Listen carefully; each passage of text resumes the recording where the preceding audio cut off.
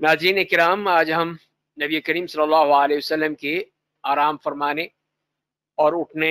और उसके दौरान जो आपकी मुख्तलिफ सुन्नतें होती थीं उस पर बात करेंगे। तो जहाँ तक कि आपका आराम करने का मामला था, उसमें आप बिस्तर पर भी आराम फरमा होते थे, कोई चमड़ा बिछा हुआ हो उस पर भी आराम किया है आपने, इसी तरह चटाई पर, ज़मीन पर, अपने पलंग पर, बगैर किसी उसके ऊपर किसी चीज़ के। और इसी तरह आप एक स्याह कंबल था उस पे भी आप आराम फरमाया करते थे। और जैसे अब्बाद इब्न तमीम अपने चचा से रिवायत करते हैं कि मैंने रसूलुल्लाह सल्लल्लाहु अलैहि वसल्लम को देखा है कि मस्जिद में आप लेटे हुए थे और एक टांग दूसरी टांग पर आपने रखी हुई थी। और इसी तरह फिर आप का जो बिस्तर था वो चमड़े का था और उसके अंदर खजूर की छाल भरी हुई थी। आपका एक और बालों का, सियाह बालों का बना हुआ एक कंबल था जिसको दोहरा कर दिया जाता था और उस पर आप आराम फरमाते थे। और एक दफ़ा उसको चार उसके तह कर दी गई तो उससे आपने मना फरमाया और कहा कि नहीं, जैसे पहले था उसी तरह रहने दो, कि इसकी वजह से मैं फिर रात को उठ नहीं सका। मतलब ये कि आपने इतना आराम भी उससे पसंद नहीं फरमाया, उसमें वही कोशिश की जो कि आम आपकी आदत थी। और ये भी है कि आप बिस्तर पर जैसे कि लेटे हैं, लिहाफ या चादर या मोटी कंबल इस किस्म की चीज़ें आपने इस्तेमाल की हैं। जैसे आपने अपनी अज़वाज मुतहरात से कहा था कि जिब्रील अलैहिस्सलाम किसी भी अज़वाज मुतहरात में जब मैं होता था उनके साथ किसी के लिहाफ में तो वो नहीं आते थे, सिवाय आयशा रज़ी अल्लाह तआला अन्हा के साथ में जब होता था उस वक्त आप तशरीफ़ लाए हैं। और इसी तरह आपका जो तकिया था वो भी इसी तरह का था कि चमड़े का था और उसमें खजूर की छाल भरी हुई थी। और आपका तरीका ये था कि जब आप रात को तशरीफ लाते थे अपने बिस्तर पर आराम के लिए तो आप ये दुआ पढ़ते थे कि बिस्मिकल्लाहुम्मा अहया व अमूत। तो अल्लाह ही के नाम से फिर आपने इसको सोने और जागने का अपना ये तरीका बताया है। और फिर उसके बाद जो तरीका था कि आप दोनों हाथ अपनी हथेलियों पर उसमें फूंकते थे और उसमें पढ़ा करते थे कि आप तीनों कुल पढ़ा करते थे और उसके बाद फिर अपनी हथेलियों पर फूंक के और फिर अपने सारे जिस्म पे जहां पर भी हाथ पहुंचता था उसको फेर लेते थे। और इस तरह ये आप 3 मरतबा किया करते थे कि इस तरह अपने ऊपर ही एक ये दम हो जाता था। और फिर आपकी आदत ये भी थी कि आप अपने दाएं पहलू पर लेटा करते थे और अपना दायां हाथ अपने दाएं गाल के नीचे रख लेते थे और फिर ये कहा करते थे कि अल्लाहुम्मा क़िनी अज़ाबक यौम तबअसु इबादक। और फिर जब अपने बिस्तर पर आते थे, ये भी मनक़ूल है सुन्नत से, ये भी साबित है कि आप ये दुआ किया करते थे कि अल्हम्दुलिल्लाहिल्लज़ी अतअमना व सक़ाना व कफ़ाना व आवाना फ़कम मिम्मन ला काफ़िय लहू वला मुअवी। और ये भी साबित है कि आप ये दुआ भी पढ़ा करते थे कि अल्लाहुम्मा रब्बस समावाति वल अर्द व रब्बल अर्शिल अज़ीम रब्बना व रब्ब कुल्ली शै फालिक़ल हब्बि वन नवा मुनज़िलत तौराति वल इंजील वल फुरक़ान अऊज़ु बिका मिन शर्रि कुल्ली ज़ी शर्रिन अंत आखिज़ुन बिनासियतिही अंतल अव्वलु फलैसा क़ब्लका शै व अंतल आखिरु फलैसा बअदका शै वअंत الظاهر فليس فوقك شيء وأنت الباطن فليس دونك شيء اقضي عنا الدين وأغننا من الفقر۔ और अगर रात में कभी आप उठते थे, आँख खुलती थी, तो आप ये भी पढ़ा करते थे कि ला इलाहा इल्ला अंत सुब्हानक अल्लाहुम्मा इन्नी अस्तगफिरुका लिज़ंबी व अस्अलुका रहमतक अल्लाहुम्मा ज़िदनी इल्मा वला तुज़िग़ क़ल्बी बअद इज़ हदैतनी वहब ली मिन लदुनका रहमह इन्नका अंतल वह्हाब। और कभी आँख खुल जाती रात में तो आप ये पढ़ा करते थे और इस तरह उठते हुए भी, जब उठते थे उस वक्त भी, कि अल्हम्दुलिल्लाहिल्लज़ी अहयाना बअदमा अमातना व इलैहि नुशूर। और फिर मिसवाक करते थे। और ये सूरह आले इमरान की जो 10 आयात हैं, ये भी आपका मामला तरीक़ा था कि आप उसकी तिलावत किया करते थे, जहाँ से शुरू होता है आयत नंबर 190 से 200 तक 10 आयात हैं। इन्न फी खल्क़िस समावाति वल अर्द, यहाँ से शुरू करते थे। और फिर ये भी पढ़ा करते थे कि अल्लाहुम्मा लकल हम्द अंत नूरुस समावाति वल अर्द व मन फीहिन व लकल हम्द अंत क़य्युमुस समावाति वल अर्द व मन फीहिन व लकल हम्द अंतल हक़्क़ु व वअदुकल हक़्क़ु व लिक़ाउक हक़्क़ुन वल जन्नतु हक़्क़ुन वन नारु हक़्क़ुन वन नबिय्यून हक़्क़ुन व मुहम्मदुन हक़्क़ुन वस्साअतु हक़्क़ुन अल्लाहुम्मा लक अस्लमतु व बिक आमनतु व अलैक तवक्कलतु व इलैक अनबतु व बिक खासमतु व इलैक हाकमतु फग़फ़िर ली मा क़द्दमतु व मा अख़रतु व मा असररतु व मा अअलनतु अंत इलाही ला इलाहा इल्ला अंत। और आप अमूमन जब शुरू रात में आराम फरमाते थे तो फिर आखिर में उठते थे, आखिरी पहर में। और ये भी होता था कि शुरू में बाज़ मरतबा जो मुसलमानों के उमूर हैं, उनके जो मसाइल हैं, उसकी वजह से आपको जागना पड़ता था। और ये भी आपकी खुसूसियत थी कि जैसे कि आपने खुद फरमाया है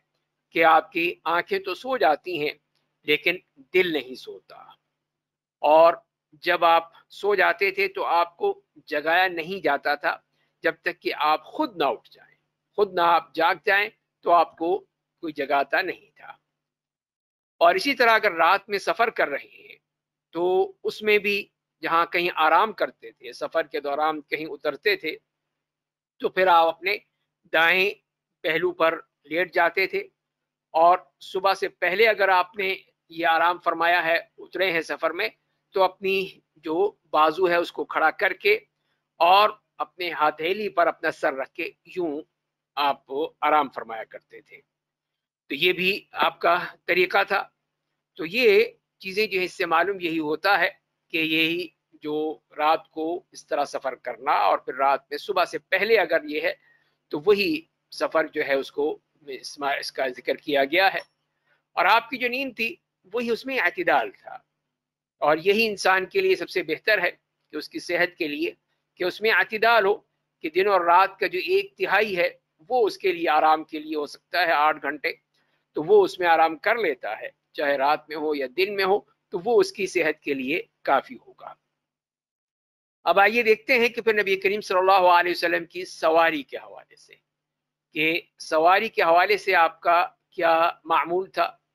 तो आपने घोड़े की सवारी की है, ऊँट की, खच्चर की, गधे की,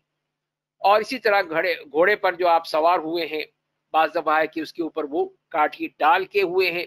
और ये भी है कि आपने उसकी नंगी पीठ पर आपने सवारी की है। बाज़ दफ़ा उसको दौड़ाते भी थे और अकेले भी सफ़र करते थे, और ये अक्सर यही था कि अकेले उस पर सफ़र करते थे। और लेकिन ऊँट पर ये होता था कि अपने पीछे किसी को बिठा लेते थे, और या ये है कि किसी को आगे बिठा लिया, आप खुद पीछे हो गए, और इसी तरह 3 तक सवारियां उस पर बैठ जाती थी। और इसी तरह मर्द भी बैठे हैं, ख़वातीन को भी आपने बिठाया है। तो ज़्यादातर जो आपकी सवारी थी उसमें घोड़े हैं और ऊँट हैं। जहाँ तक कि खच्चर हैं तो वो अमूमन वहाँ नहीं थे, इल्ला ये कि वो जो आपको हदिया किए गए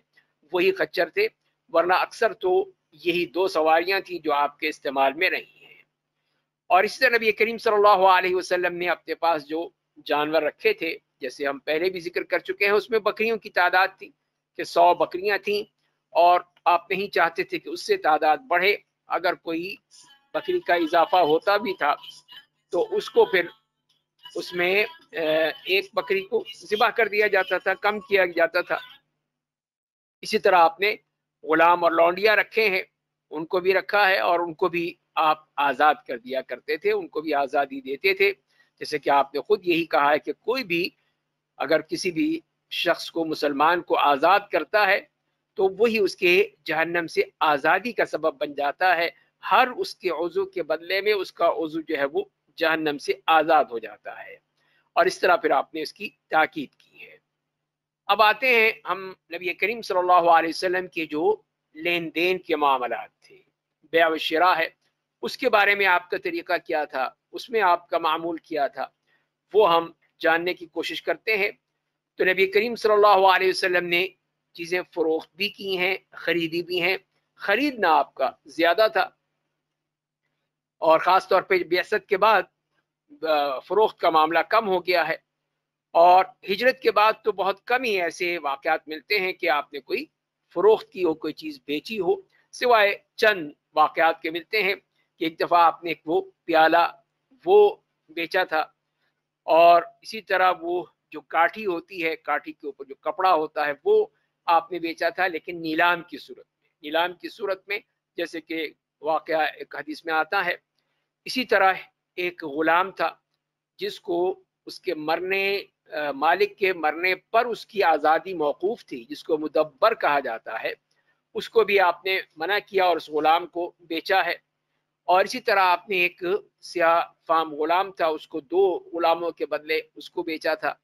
تو یہ چند واقعات ملتے ہیں کہ جس میں آپ نے اس طرح ان کو فروخت کیا ہے۔ لیکن جہاں تک کہ خریدنے کا معاملہ ہے، وہ بہت ہے، کئی اس کے واقعات اور کتنی ہی اس کی مثالیں ملتی ہیں۔ اسی طرح آپ نے وہ مزدور بھی رکھے ہیں، مزدوروں کو سے کام بھی لیا ہے، اور اسی طرح خود آپ نے جو مزدوری کی ہے، اس طرح مزدور رکھنا جو ہے مزدور بننے سے زیادہ ہے۔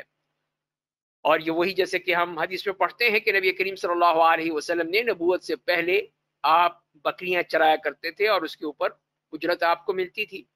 اسی طرح خدیجہ رضی اللہ تعالی عنہ کا مال لے کر جو آپ شام تشریف لے گئے تھے، وہ بھی اجرت پر تھا، اور اگر وہ اجرت پہ نہ ہو بلکہ مزاربت کے طور پر ہو تو وہ بھی جائز ہے، وہ بھی آپ نے کیا ہے، جیسے کہ حضرت خدیجہ رضی اللہ تعالی عنہ کے ساتھ آپ نے کیا تھا۔ اور اس میں اجرت کا معاملہ جو تھا وہ اس لحاظ سے تھا کہ آپ نے جرش کا سفر کیا تھا، اور اس کے بدلے آپ کو ایک نوجوان اونٹنی آپ کو دی گئی تھی، یا وہ آپ کی اجرت تھی۔ تو بہرحال یہ آپ کا طریقہ تھا۔ اور اسی طرح آپ نے مشارکت بھی کی، پارٹنرشپ بھی ہوئی، اور اس میں آپ کا ایک پارٹنر جب آیا آپ کے پاس تو آپ نے فرمایا کہ اس نے پوچھا کہ کیا آپ مجھے پہچانے نہیں؟ تو اس نے کہا کہ ہاں، کہ تم میرے شریک تھے، میرے ساتھ تمہاری شراکت تھی، اور تم بہترین شریک تھے، کسی قسم کی تم نے ایسی کوئی بات نہیں کی، جو بات بھی ہے وہ سچی کی، حق کے مطابق کی، کوئی اس میں ہیر پھیر نہیں تھا۔ اور اسی طرح آپ نے اپنی وکالت سے مراد یہ ہے کہ کسی کا نائب بننا، کسی کا قائم مقام بننا، تو خود بھی بنے ہیں، دوسروں کو بھی بنایا ہے آپ نے۔ اور اسی طرح آپ نے ہدیہ دیا بھی ہے اور قبول بھی فرمایا ہے، اور اس کے بعد آپ اس کے بدلے بھی دیا کرتے تھے، جو بھی اگر لیتے تھے کسی سے ہدیہ تو آپ ضرور اس کو اس کا بدلہ دیا کرتے تھے۔ اور سلمہ ابن الاکوع رضی اللہ تعالیٰ عنہ کے پاس ایک لونڈی آئی مال غنیمت میں سے،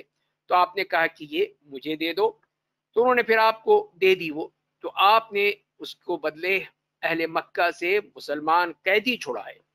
اس کو دے دیا، اور اس کی جگہ پھر یہ قیدی چھڑائے ہیں۔ اور اسی طرح پھر آپ نے ادھار لیا ہے رہن رکھ کے، اور قرض بھی لیا ہے، ادھار بھی لیا ہے، اور خریدا بھی ہے، کہیں نقد پہ کہیں ادھار پر، دونوں طرح یہ بھی ہمیں ملتا ہے۔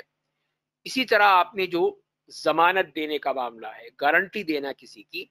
وہ بھی آپ نے کیا ہے۔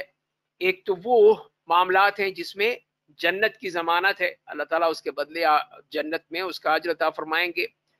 اور دوسرا ایک عمومی ایک گارنٹی آپ دیا کرتے تھے، خاص طور پہ اگر مسلمانوں میں سے کوئی ایسا شخص انتقال کر جاتا تھا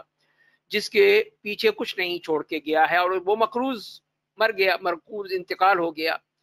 تو پھر آپ یہی کہا کرتے تھے کہ یہ میرے ذمے ہے، اور خود آپ پھر اس کے بدلے بیت المال سے اس کا یہ قرض ادا کر دیتے تھے، اس کو کیا کرتے تھے۔ کہ یہ ایک طرح سے ایک سنت ہو گئی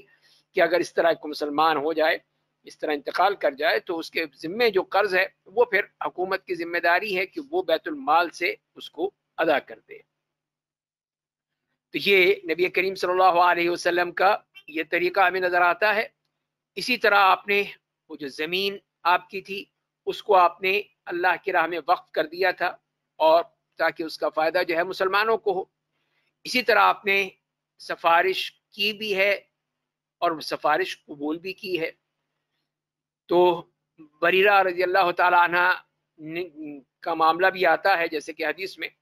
کہ جب وہ آزاد ہو گئیں اور ان کا شوہر غلام تھا تو وہ مسئلہ ختم ہو گیا، تو آپ نے ایک طرح سے سفارش کی بریرہ سے کہ اگر تم اس کو قبول کر لو، شوہر اسی کو رکھو تو کیا حرج ہے؟ تو انہوں نے کہا کہ نہیں، مجھے اس کی ضرورت نہیں ہے۔ تو آپ نے کوئی غصہ نہیں کیا، ناراضگی نہیں کی کہ کیوں نہیں اس نے مجھے میری بات کو ٹھکرا دیا، مانا نہیں ہے، اس لیے کہ آپ نے ایک مشورہ دیا تھا، ایک سفارش کی تھی، وہ اس کی مرضی پر تھا۔ اسی طرح پھر آپ کی جو قسم کا معاملہ ہے، حلف کا، اس میں بھی بعض مرتبہ آپ اس میں استثناء کرتے تھے۔ استثناء کرنے سے مراد یہی ہے کہ اس میں سے الا یہ کہہ کے اور اس میں سے کوئی چیزیں مستثنا ہو جاتی تھیں، اور بعض مرتبہ اس میں کفارہ ادا کرتے تھے، اور بعض مرتبہ جو قسم ہے اس کے مطابق ہی کام کیا کرتے تھے، اور وہ بات کو مکمل جیسے کہ قسم کھائی ہے اس کے مطابق ہی عمل کیا جاتا تھا۔ اور پھر آپ کے یہ بھی طریقہ تھا کہ آپ ہنسی مذاق بھی آپ کیا کرتے تھے، لیکن اس میں کبھی آپ نے کوئی غلط بات نہیں، جو بات بھی کہی حق کہا ہے، سچ کہا ہے، اس میں کوئی مبالغہ نہیں کیا ہے۔ اور اسی طرح توریہ کرنا، توریہ سے مراد یہ ہوتی ہے کہ آدمی ایک وہ بات کہے جس کے دو مفہوم ہو، ایک مفہوم وہ سمجھتا ہے اور دوسرا جو سننے والا ہے وہ دوسرا مفہوم لے سکتا ہے۔ تو اسی لیے پھر آپ نے وہ اس طرح سے توریہ سے بھی کام لیا، اور خاص طور پہ جب جنگی معاملات ہوں، سفر ہو، اور آپ نہیں چاہتے کہ لوگوں کو معلوم ہو کہ آپ کہاں جا رہے ہیں، ظاہر ہے کہ ایک جنگ کا معاملہ ہے، تو اسی لیے پھر اس کو چھپانا مقصود ہے، تو اس صورت میں پھر وہ توریہ سے کام لیا جاتا تھا۔ تو یہ جھوٹ نہیں ہوتا، بلکہ یہ ایک طرح سے اس چیز کو چھپانے کے لیے اس طرح کے الفاظ استعمال کیے جاتے ہیں۔ اسی طرح آپ بیمار کی عیادت کے لیے تشریف لے جاتے تھے، جنازے میں شریک ہوتے تھے، کوئی آپ کو دعوت پہ بلاتا تھا وہاں تشریف لے جاتے تھے۔ اسی طرح کہیں کوئی بیوہ ہے، مسکین ہے، کمزور ہے، ان کی ضرورت ہے تو پھر آپ تشریف لے جاتے اور ان کی ضرورت کو پورا کرتے تھے۔ اور خاص طور پہ شعر و شاعری بھی پسند تھی آپ کو، تو اس قسم کی جو نعتیہ کلام کوئی پڑھتا تو آپ اس کو بھی سنتے تھے اور اس پر بھی اس کو انعام بھی دیتے تھے۔ اور یہی ہے کہ اس میں یہی چیز ہے کہ جو چیز سچ ہو، اس میں کوئی جھوٹ نہ ہو، غلط بات نہ ہو۔ اور اگر کوئی ایسی جیسے کہ دوسروں کی ظاہر نبی کریم صلی اللہ علیہ وسلم کی سامنے تو کوئی اس طرح نہیں کہہ سکتا تھا، لیکن دوسروں کے بارے میں آپ نے صاحب بتا دیا، اگر کوئی اس طرح جو تعریف کرتا ہے تمہاری تو ان کے منہ پر مٹی پھینک دو یا منہ میں مٹی ڈال دو، تو یہ اسی لیے کہ ان کو ان کے مقصد میں ناکام کر دو، اس سے منع کیا گیا ہے۔ اور اسی طرح ہم دیکھتے ہیں کہ نبی کریم صلی اللہ علیہ وسلم کی جو اس قسم کی چیزیں ہیں کہ جس میں کوئی صحت کے حوالے سے کوششیں ہیں کہ اس میں ریاضت بھی آ جاتی ہے، بھاگ دوڑ بھی آ جاتی ہیں، اور اس قسم کی چیزیں آتی ہیں، اور دوسرے جو گھر کے کام کاج ہیں وہ تمام آ جاتے ہیں۔ اس میں بھی ہم دیکھتے ہیں کہ نبی کریم صلی اللہ علیہ وسلم نے دوڑ لگائی، کہیں آپ نے گھوڑے پر لگائی ہے، کہیں آپ نے پیدل دوڑ لگائی ہے، اسی طرح آپ نے کشتی بھی کی ہے۔ اور جہاں تک کہ گھر کے معاملات ہوتے تھے اس میں بھی آپ خود اپنے کام کر لیا کرتے تھے، کبھی اپنا جوتا ٹوٹ گیا یا پھٹ گیا یا اس میں سے کھل گیا تو اس کو خود ہی آپ نے گانٹ لیا،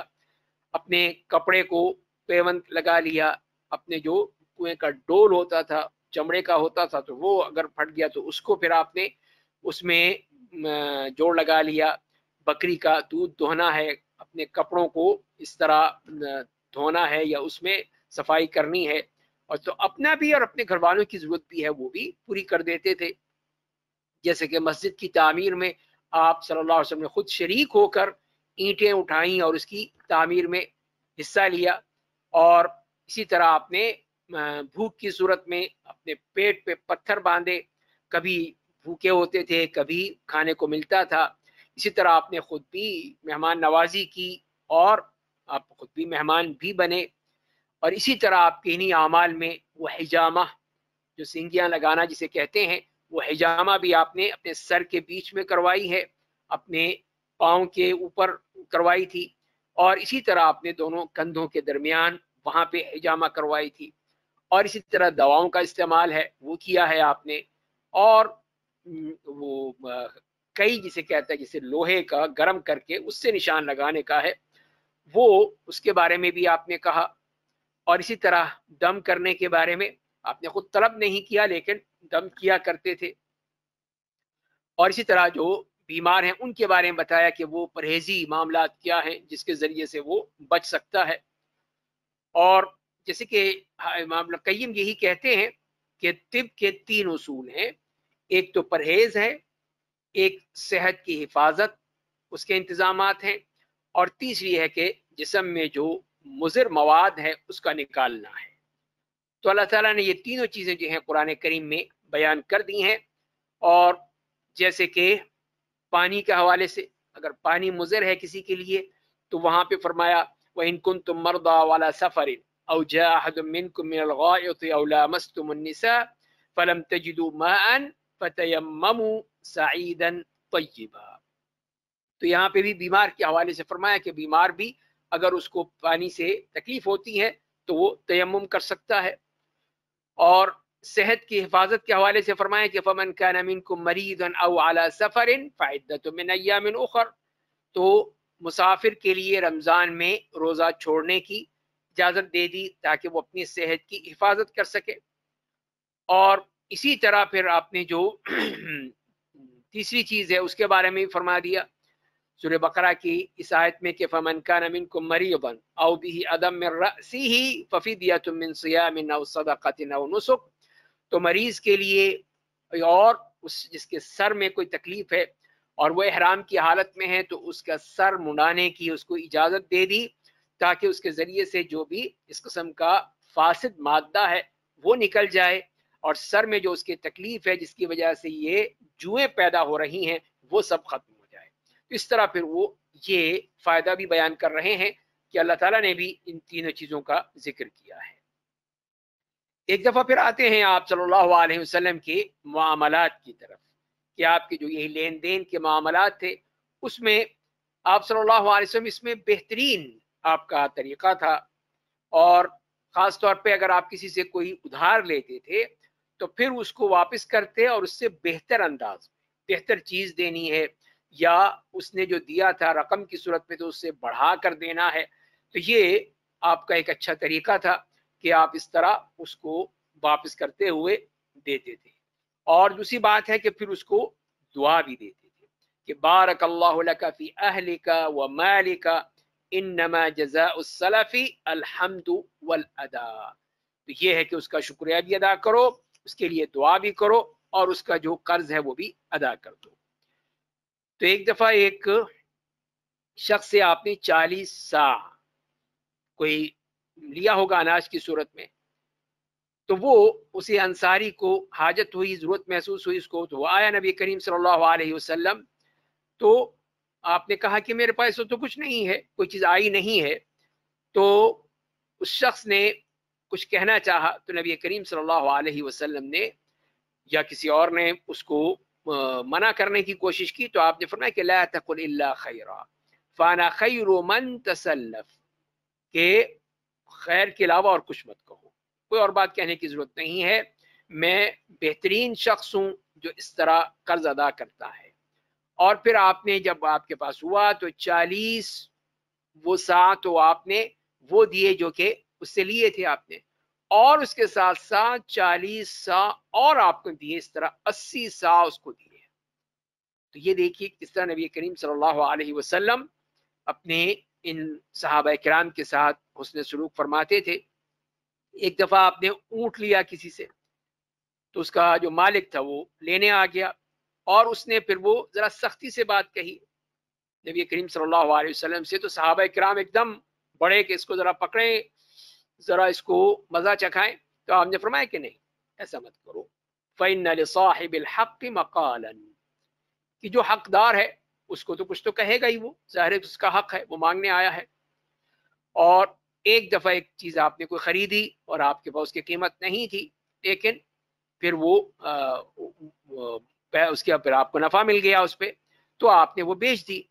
اور جو اس کا نفع ملا تو بنی عبد المطلب کی جو بیوائیں تھیں ان کو وہ پیسہ ان کو دے دیا تاکہ وہ، اور پھر آپ نے کہا کہ اس کے بعد میں کوئی چیز اس وقت تک نہیں خریدوں گا جب تک کہ میرے پاس اس کی قیمت نہیں ہوگی۔ اور اسی طرح پھر ایک اور واقعے میں بھی آتا ہے کہ آپ نے کوئی چیز کسی سے لی تھی، اور بلکہ ایک یہودی سے ایک خاص مدت تک کے لیے آپ نے کوئی چیز لی، تو وہ مدت سے پہلے ہی آ گیا، اب یہ وقت تو آیا نہیں تھا دینے کا، واپسی کا، تو آپ نے کہا کہ اب یہ وقت تو آیا نہیں، تم پہلے سے مانگ رہے ہو۔ اس نے یہ ہے کہ اپنی غلطی کو ماننے کے بجائے یہ کہا کہ اے بنی عبد المطلب تم لوگ بڑا ٹال مٹول کرتے ہو، خام خواہ ایسی بات کہے گی، تو صحابہ کرام کو برا لگا اور وہ بڑھے اس کی طرف، تو آپ نے منع کیا، اور خوب انتہائی بردباری سے آپ نے اس کا برداشت کیا۔ تو یہودی نے کہا کہ میں نے تمام جو آپ کی علامتیں ہیں نبوت کی وہ سب میں نے دیکھ لیں، سب پہچان لیں، سوائے یہ علامت کے کہ آپ حلیم بھی ہیں، بردبار بھی ہیں، اور اگر کوئی اس قسم کی کوئی چیز ہوتی ہے تو آپ مزید آپ کا حلم بڑھ جاتا ہے، آپ کی بردباری بڑھ جاتی ہے، تو وہی میں جاننا چاہتا تھا، اسی کا میں تجربہ کر رہا تھا، اور اس یہودی نے پھر وہ اسلام قبول کر لیا۔ اب آئیے ہم دیکھتے ہیں کہ نبی کریم صلی اللہ علیہ وسلم کی چال ڈھال کے حوالے سے، آپ چلتے تھے تو کیسے چلتے تھے، تو اس میں جو ہمیں ملتی ہیں احادیث میں جو اور سیرت میں کہ نبی کریم صلی اللہ علیہ وسلم جب چلا کرتے تھے تو اس طرح چلتے تھے جیسے کہ کوئی کسی اونچائی کی طرف چڑھ رہا ہے، مطلب یہ ہے کہ ایک خم ہوتا تھا آپ کے جسم میں، جھک کے جیسے چل رہے ہیں، اور اس کے ساتھ یہ نہیں ہے کہ وہ کوئی ایسا معلوم ہو کہ یہ بہت ہی کوئی بوڑھا شخص چل رہا ہے، لیکن ایک طرح سے ایک تواضع کا انداز ہے کہ آپ اس طرح آپ کی چال ہوا کرتی تھی، اور چال میں بھی آپ تیز چلا کرتے تھے اور بڑے ہی آرام سے، سکون سے، اطمینان سے۔ اور حضرت ابو ہریرہ رضی اللہ تعالیٰ عنہ فرماتے ہیں کہ میں نے نبی کریم صلی اللہ علیہ وسلم سے زیادہ خوبصورت کسی کو نہیں دیکھا ہے، اور جیسے کہ سورج آپ کے چہرے سے میں چمک رہا ہوں، اور اسی طرح میں نے نبی کریم صلی اللہ علیہ وسلم کی چال میں سے زیادہ کوئی تیز رفتار کوئی شخص نہیں دیکھا ہے، جیسے کہ زمین آپ کے لیے لپیٹی جا رہی ہے، اور ہم پوری کوشش کرتے تھے کہ ہم بھی آپ کے ساتھ دے سکیں، لیکن آپ کوئی پرواہ نہیں کرتے تھے۔ اور اسی طرح حضرت علی یہی فرماتے ہیں رضی اللہ عنہ کہ رسول اللہ صلی اللہ علیہ وسلم جب چلتے تھے تو اس طرح چلتے تھے کہ ذرا آپ کے جسم میں خم سا ہوتا تھا، اور جیسے کہ آپ کہیں کئی دفعہ اونچائی سے نیچے کی طرف آ رہے ہیں تو وہ اس کی کیفیت بنتی تھی۔ تو اسی طرح پھر آپ کی جو چال تھی اس میں ہمت ہے، شجاعت ہے، عزم ہے، اور بہترین طریقے کے مطابق، تاکہ اس میں کوئی کمزوری کا اظہار نہ ہو، کسی قسم کی کوئی بھی ایسی چیز نہ کہ جو مد مقابل ہیں یا دشمن ہے وہ دیکھ کر کوئی یہ سمجھے کہ انتہائی کمزور شخصیت کا ہے۔ تو حالانکہ آپ کی اسی چال میں کسی قسم کو کوئی تکبر کی تو بات تھی ہی نہیں، ہو ہی نہیں سکتی تھی، لیکن آپ چلتے تھے تو اس طرح چلتے تھے کہ آپ کی یہ چال جو ہے بہت ہی باعزت، بہت ہی ایک سکون اور اطمینان کی تھی۔ تو یہ آپ کا طریقہ تھا، اور جیسے ہر چیز میں آپ کے یہاں اعتدال تھا، اسی میں بھی اعتدال تھا۔ اور جب آپ نے صحابہ کرام کے ساتھ آپ کی چلتے تھے، ان کے ساتھ آپ کی چلنا ہوتا تھا تو وہ آپ کے آگے چلتے تھے، آپ پیچھے چلتے تھے، اور یہی کہا کرتے تھے کہ دعوا ظہری للملائکہ، میری پیٹھ جو ہے وہ فرشتوں کے لیے رہنے دو، میرے فرشتے چل سکتے ہیں، تم آگے چلو۔ اور اسی لیے پھر آپ صحابہ کرام کو آگے چلتے، خود پیچھے رہتے تھے، اور آپ ننگے پاؤں بھی چلے ہیں، چپل پہن کر بھی چلے ہیں، اور کبھی صحابہ کرام کے پورا گروہ ہوتا تھا، کبھی تھوڑے سے ہوتے تھے، کبھی اکیلے ہوتے تھے، اور بعض غزوات میں آپ اس طرح چلے ہیں تو آپ کے پاؤں کی انگلی زخمی ہو گئی اور اس میں سے خون نکلنے لگا، تو آپ نے یہی فرمایا کہ حل انت الا اصبع دمیتی وفی سبیل اللہ ما لقیتی، تو ایک انگلی ہے صرف جو خون آلود ہو گئی، اور جو کچھ بھی تجھے ملا ہے اللہ کی راہ میں تجھے یہ اٹھانا پڑا ہے۔ اور اسی طرح سفر میں بھی یہی طریقہ تھا کہ آپ پورے اپنے قافلے میں پیچھے رہتے تھے، پیچھے رہتے تھے، کوئی کمزور ہے تو اس کی یا اونٹنی یا گھوڑا چل نہیں رہا ہے تو اس کو دھکیلنا ہے، دھکا دینا ہے، کچھ اس کی اور مزید مدد کرنی ہے وہ کرتے تھے. کسی کو ساتھ بٹھانا ہے تو ساتھ بٹھا لیا ہے، کسی کے لیے کوئی دعا کرنی ہے، کوئی بات چیت کرنی ہے تو وہ کر لیتے تھے، جیسے کہ جابر رضی اللہ تعالیٰ عنہ کی حدیث سے ہمیں معلوم ہوتا ہے. تو اس طرح یہ نبی کریم صلی اللہ علیہ وسلم کا طریقہ اپنے چال میں اور اس طرح کی تمام جو معاملات ہیں اس میں تھا. اب آتے ہیں ہم نبی کریم صلی اللہ علیہ وسلم کے وہ طریقہ کار، آپ کی وہ سنت جو بیٹھنے میں اور تکیہ لگانے میں، ٹیک لگانے میں تھی. تو آپ زمین پر بھی بیٹھ جاتے تھے، چٹائی پر بھی بیٹھے ہیں،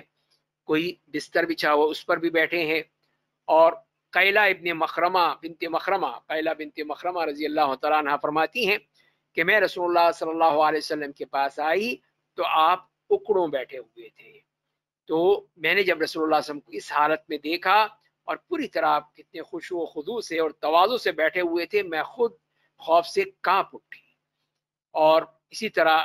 عدی ابن حاتم آپ کے پاس آتے ہیں تو آپ نے ان کو اپنے گھر لے گئے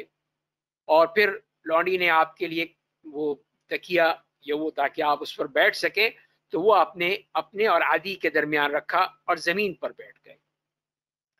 تو عدی بھی یہی کہتے ہیں کہ اس سے ہی میں سمجھ گیا کہ آپ کے اندر کسی قسم کا کوئی بڑائی، غرور، تکبر یا شاہانہ کوئی بھی آپ کے ہاں طور طریقہ نہیں ہے. اور اسی طرح پھر آپ زمین پر بھی یا جو بھی ہو اس پہ چت بھی لیٹ جاتے تھے اور ایک پاؤں دوسرے پاؤں پر رکھتے تھے. اور تکیے پر بھی آپ نے ٹیک لگائی ہے اور اسی طرح اپنے بائیں پہلو پر لگاتے تھے، اپنے دائیں طرف بھی لگاتے تھے. اور اسی طرح اگر نکلنا ہوتا تھا تو بھی آپ سہارا بھی لے لیتے تھے، اور اگر کمزوری محسوس ہو رہی ہے تو اپنے صحابہ کرام کے کسی کے کندھے پر ہاتھ رکھ کے بھی آپ نے اس طرح ٹیک لگائی ہے اور اس طرح چلے ہیں. اب آتے ہیں آپ صلی اللہ علیہ وسلم کی قضاء حاجت کے حوالے سے آپ کا طریقہ کار کیا تھا. تو اس سے پہلی بات تو یہ ہے کہ جب بھی بیت الخلاء میں داخل ہوتے تھے تو یہ پڑھنے کے بعد داخل ہوتے تھے کہ اللہم انی اعوذ بک من الخبث والخبائث اور الرجس النجس الشیطان الرجیم، یہ بھی آتا ہے. اور جب نکلتے تھے تو کہا کرتے تھے کہ غفرانک. اور اسی طرح استنجا پانی سے بھی کیا ہے آپ نے، کبھی وہ استنجا وہ ڈھیلوں سے بھی کیا ہے، کبھی دونوں کو استعمال کیا ہے. اور جب سفر میں بھی ہوتے تھے اور اس طرح قضاء حاجت کے لیے نکلتے تھے تو ذرا دور چلے جاتے تھے تاکہ لوگوں کی آنکھوں سے اوجھل ہو جائے. یہ بھی آپ کا طریقہ تھا. اور اپنی اس طرح قضاء حاجت کے لیے کوئی نہ کوئی اوٹ تلاش کرتے تھے کہ اس اوٹ میں بیٹھ کے یا تو کھجوروں کے کوئی جھنڈ ہے اس کے اندر بیٹھ کے یا درختوں کے جھنڈ میں یا اور کوئی ایسی چیز اس کے اوٹ میں بیٹھ کے آپ یہ اپنی ضرورت پوری کرتے تھے. اور اسی طرح یہ ہے کہ اگر کوئی زمین جہاں پہ پیشاب کرنے کی ضرورت ہے اگر وہ ذرا سخت ہے تو اس کو اپنی لاٹھی سے، اپنی اسی کسی چیز سے، لکڑی سے اس کو وہ نرم کر کے تاکہ چھینٹیں جو ہے نا وہ واپس آئیں اور وہ اس کے بعد پھر اپنی ضرورت پوری کر لیتے تھے. اسی لیے پھر آپ کا یہی طریقہ تھا کہ آپ ایسی جگہ ہی تلاش کرتے تھے جہاں پہ چھینٹیں پڑنے کا خدشہ نہ ہو، وہ ڈر نہ ہو، ایسی جگہ تلاش کر کے وہاں پہ اپنی ضرورت پوری کرتے تھے. اور اکثر یہی نظر آتا ہے کہ آپ نے بیٹھ کر ہی اپنی قضاء حاجت کی، اپنی ضرورت پوری کی ہے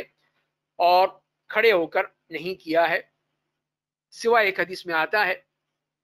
کہ جہاں پر آپ اس طرح آئے تھے جہاں پہ کوڑا پڑا ہوا تھا اور وہاں پر آپ نے کھڑے ہو کر اس طرح اپنی ضرورت پوری کی تھی، پیشاب کیا تھا. تو یہی کہا گیا ہے کہ اس وقت آپ کے جو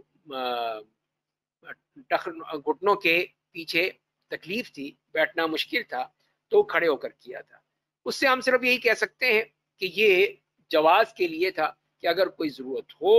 تو پھر آدمی یہ ضرورت کھڑے ہو کر پوری کر سکتا ہے، ورنہ بہتر یہی ہے کہ وہ بیٹھ کر کیا جائے جیسے کہ نبی کریم صلی اللہ علیہ وسلم کا ہی طریقہ تھا. اور پھر اس کے بعد آپ نکلتے تو قرآن کریم کی تلاوت بھی کرتے، اسی حالت میں بھی کر سکتے ہیں کہ زبانی پڑھتے تھے. اور پھر آپ استنجا بھی کرتے تھے اور بائیں ہاتھ سے وہ استعمال کرتے تھے، ڈھیلے یا کوئی ایسی چیزیں ہیں وہ بائیں ہاتھ سے کرتے تھے. تو اور اور بعض لوگ جو ہیں اس حالت میں بھی آپ کو سلام کیا کرتے تھے تو آپ اس کا جواب نہیں دیتے تھے، اس لیے کہ آپ قضاء حاجت میں ہیں. تو یہ آپ صلی اللہ علیہ وسلم نے اس کو پسند نہیں فرمایا اور یہ چیز بھی آپ نے قبول نہیں کی. بعد میں آتا ہے کہ اس کے بعد آپ جب فارغ ہو گئے اور پھر آپ نے ایک جگہ سے ایک طرح سے تیمم سا کیا اور اس کے بعد پھر آپ نے سلام کا جواب دیا. اب آئے چلتے ہیں کہ وہ فطرتی امور جو کہ ہر انسان کے ساتھ ہے ان میں آپ کا کیا معاملہ تھا. اس میں خاص طور پہ جو دایاں پہلو ہے، دایاں ہاتھ ہے، اس کا استعمال. تو آپ کو یہی چیز پسند تھی کہ اپنے جوتا پہننے میں، بالوں کو کنگھی کرنے میں، پاکیزگی اختیار کرنے میں، لین دین میں دایاں ہاتھ کا ہی استعمال ہوتا تھا. تو اس طرح آپ کا دایاں ہاتھ آپ کے کھانے پینے اور پاکیزگی کے لیے، اور بایاں ہاتھ جو تھا وہ پھر ہوتا تھا قضاء حاجت کے لیے، یا کوئی بھی تکلیف یا کوئی اذیت والی چیز جو ہو، ضرر رساں چیز ہو، اس کو ختم کرنے کے لیے. اور پھر آپ کا سر مڑانے کے لحاظ سے آپ کا طریقہ یہی تھا کہ پورا سر کو مڑاتے تھے تو اور یا اس کو پورے کو چھوڑ دیتے تھے. یہ نہیں ہوتا تھا کہ کچھ چھوڑ دیا کچھ رکھ لیا، یہ چیز جو ہے وہ نہیں ہے. اور جہاں تک کہ حلق آپ نے کروایا ہے یا پوری طرح سر مڑایا ہے، وہ زیادہ تر یہی ہے کہ جب آپ نے حج یا عمرہ کیا ہے اس میں ہی آپ نے اس کو کروایا ہے، ورنہ اس کے علاوہ آپ کے بال پورے ہوتے تھے، آپ لمبے بال رکھتے تھے. اسی طرح مسواک بہت پسند تھی آپ کو. آپ چاہے آپ روزے سے ہوں یا روزے کے بغیر ہوں، مسواک ضرور استعمال کرتے تھے. سونے کے بعد جب اٹھتے تھے تب مسواک کرتے تھے، وضو کے وقت کرتے تھے، نماز کے وقت، گھر میں داخل ہوتے ہوئے. تو آرات کی جو مسواک ہوتی تھی عموماً وہی آپ کے استعمال تھی. اسی طرح آپ کو خوشبو بہت پسند تھی، خوشبو بھی آپ کی پسندیدہ چیز تھی اور وہ آپ استعمال کرتے تھے. اور اسی طرح جو ایک ان چیزوں کا بھی ہے کہ نورہ کا استعمال ہوتا ہے، وہ یہ ہے کہ اس قسم کی کوئی چیز بنائی جاتی تھی جس کے ذریعے سے جسم کے جو غیر ضروری بال ہیں ان کو صاف کرنے کے لیے وہ آپ استعمال کیا کرتے تھے، ان بالوں کو صاف کرنے کے لیے. تو یہ بھی آپ کا طریقہ تھا. جہاں تک کہ سر کے بال ہیں تو پہلے تو آپ کا طریقہ یہ رہا کہ آپ اپنی صرف کنگھی کر کے بالوں کو سیدھا کر لیا کرتے تھے. اس کے بعد پھر آپ نے مانگ نکالنا شروع کر دی کہ بیچ میں سے مانگ ہو اور بال جو ہیں دونوں دائیں بائیں ان کو کر دیا جائے.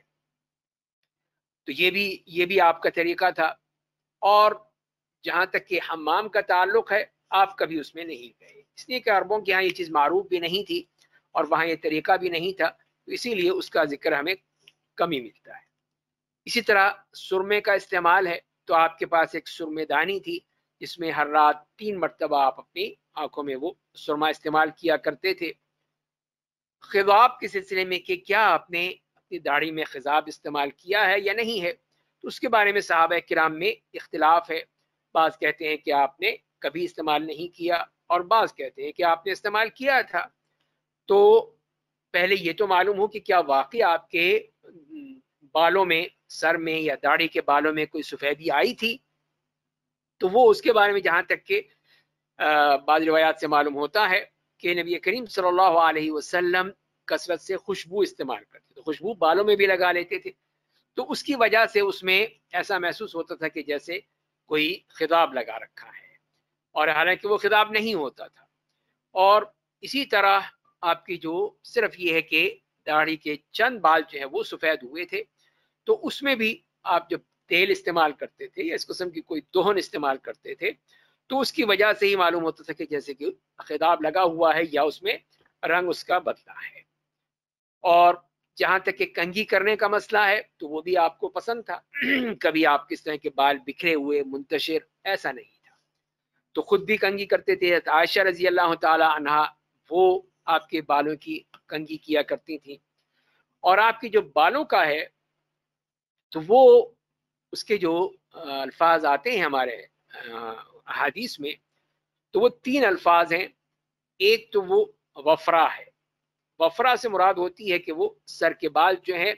وہ جو سر پر ہوں اور یا وہ بال جو کانوں تک آ جائیں، کانوں تک آ جائیں تو یہ وفرا ہے. اور اگر وہ یا اور نیچے چلے جائیں تو اس کو जुम्मा कहा जाता है, और नीचे चले जाएं, कंधे तक आ जाएं या गर्दन तक पहुंच जाएं तो वो लिम्मा कहलाते हैं। तो इस तरह फिर नबी करीम सल्लल्लाहु अलैहि वसल्लम के बाल जो थे वो वफरा और जुम्मा के दरमियान थे, इन दोनों के दरमियान आपके थे। यह मतलब ये है कि कानों की लौ तक पहुंचते थे अगर लंबे हो जाते थे, और 4 उसकी लटें हो जाती थी। उम्मे हानी यही कहती हैं कि नबी करीम सल्लल्लाहु अलैहि वसल्लम मक्का तशरीफ लाए तो फिर आपकी ये 4 लटें थी बालों की। और इसी तरह फिर आपकी ये भी तरीका था कि खुशबू के बारे में कभी आपने खुशबू रद्द नहीं की, कभी उसका इनकार नहीं किया, बल्कि हमेशा उसको कबूल किया है। जैसे आपने रेहान के बारे में फरमाया कि रेहान जो खुशबूदार एक पौधा है,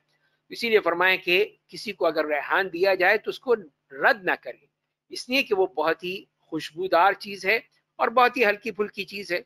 तो लिहाजा फिर आपने उसी को ही पसंद किया है, इसके बमुकाबिल इसके कि जो मुश्क है, अंबर है या गालिया है, इस किस्म की जो खुशबुएं थी जो कि बहुत ही महंगी होती थी, बहुत ही वो मुश्किल से मिलती थी, वो आप नहीं लेते थे। जो इस तरह की हल्की फुल्की चीज़ है वो आप पसंद करते थे और उसको कबूल कर लेते थे। और इसी तरह फिर आपके लिए एक वो खुशबूदानी कह लीजिए कि इस किस्म का एक डब्बा था जिसमें खुशबू रखी रहती थी, आप उसमें से खुशबू इस्तेमाल किया करते थे। हालांकि आपसे सबसे जो पसंदीदा थी वो मुश्क की खुशबू थी, लेकिन अगर मिल गई तो ठीक है, वरना दूसरी है। और इसी तरह एक फागिया नाम की खुशबू है, वो आपको पसंद थी, और यही कहा जाता था कि ये मेहंदी का जो से ली जाती है या मेहंदी से बनाई जाती है, उस तरह की खुशबू उसमें पाई जाती है। तो ये नबी करीम सल्लल्लाहु अलैहि वसल्लम का जो चीज़ें आ रही हैं, तो इसमें एक नुमाया चीज़ हमें यही नज़र आती है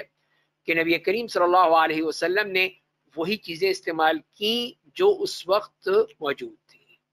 वो जो लोगों के यहाँ भी मामूल होती थी उसमें से आप इस्तेमाल करते थे। कोई चीज़ भी उसके लिए कोई तकल्लुफ़ करना, उसके लिए इंतज़ामात करना, उसको मंगवाया जाए, उसको लाया जाए, उसके लिए खर्च किया जाए, ये नहीं, बिल्कुल नज़र नहीं आता। इसलिए कि इसमें कोई तकल्लुफ़ की बात नहीं थी, जो मिल गया, चाहे वो खाने पीने के मसले हों, पहनने ओढ़ने के मसले हों, ये अभी हमने जैसे खुशबू की बात की, ये मसाइल हों, जितने भी मसाइल हैं उसमें आप सल्लल्लाहु अलैहि वसल्लम ने इअ्तिदाल के साथ काम किया है। कोई भी ऐसा मामला नहीं हमें नज़र आता जिसमें कोई बेअतिदाली हो या किसमें कोई तकल्लुफ़ पाया जाता हो या इसमें कोई गुलू पाया जाता हो, बल्कि इअ्तिदाल ही आपकी ज़िंदगी का शिआर था। अल्लाह ताला हमें भी आपकी ज़िंदगी और आपके तौर तरीक़ों को अपनाने की तौफ़ीक़ अता फ़रमाए। व आखिर दावाना अनिल हम्दुलिल्लाहि रब्बिल आलमीन।